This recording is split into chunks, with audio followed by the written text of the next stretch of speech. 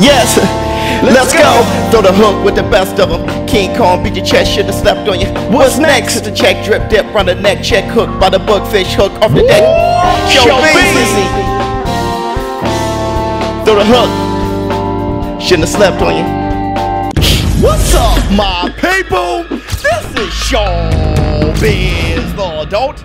Alright, man, look, this fight, Mario Barrios versus Gervonta Tank Davis, is my favorite fight. I mean, next to Errol the True Spence versus Manny Pac-Man Pacquiao, this is my favorite fight for 2021. And that's no cap. I mean, because I know for sure with these two hard hitters, there's going to be a lot of slow singing and flower bringing if my burglar alarm starts ringing. And I'm going to give just a quick breakdown of why I think this fight is going to be action-packed, why it's very difficult for me to pick a winner, and I know someone's going to get hurt. If not knocked out, there's going to be someone dropped, humping the canvas, okay, by the end of this. We all know what Gervonta Tank Davis brings to the table, right? I mean, this guy is just a powerful individual. He's the tank. But my biggest question is, can he carry that power up to 140? Now, I know he had knocked out the likes of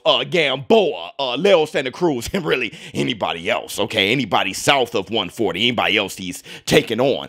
But when it comes to south of 140, Gamboa was at 135. His only fight at 135, really.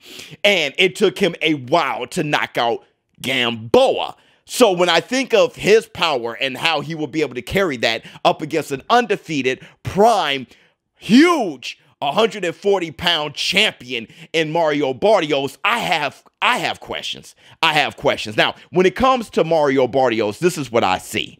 Yes, this. And I'm not talking about knockout power, okay? We already know that. We can see that here. I'm talking about this thing here. You see it? You see it yet? You want to see it again? This little thing here. Do you see it? I'm talking about his footwork, ability to create space. And when you have somebody like Virgil Hunter, okay, and we all know who Virgil Hunter is, ex-trainer of Andre Ward, how great Virgil Hunter is, it should be no shock to anyone that an athlete like Mario Barrios, with the dexterity that he has, that he would be able to clear space for those long arms and that power right where he wants it to be. Look how he gets full leverage on his punches. Kind of reminds me of an Errol the True Spence, really, on how Errol Spence has full leverage. Look at this hook here and how Errol the True Spence KO'd Algieri. It's almost identical. And with Errol the True Spence being a huge welterweight, it kind of makes sense, right? With Mario Barrios being a huge light welterweight. So when I think of the matchup between Tank Davis and Mario Barrios, this is how I see it. I think if Mario Barrios can keep the fight on the outside, he has a high probability of knocking out Tank Davis. And with his footwork, I see him creating that space. But I do think it will be difficult for him to keep that space between them two, because Brian Norman Jr., he told me personally, with his height and his size advantage of Gervonta Tank Davis and his boxing skill, he said this.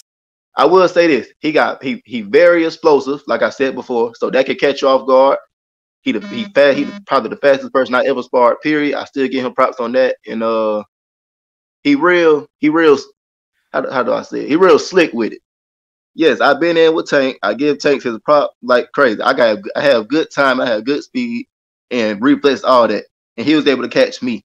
So Tank does have it in his toolbox to be able to catch up with someone with great footwork. And if Tank Davis gets in the inside, it can be night-night for Mario Barrios. If you look at Mario Barrios, he does have the tendency of getting hit when he's in close range.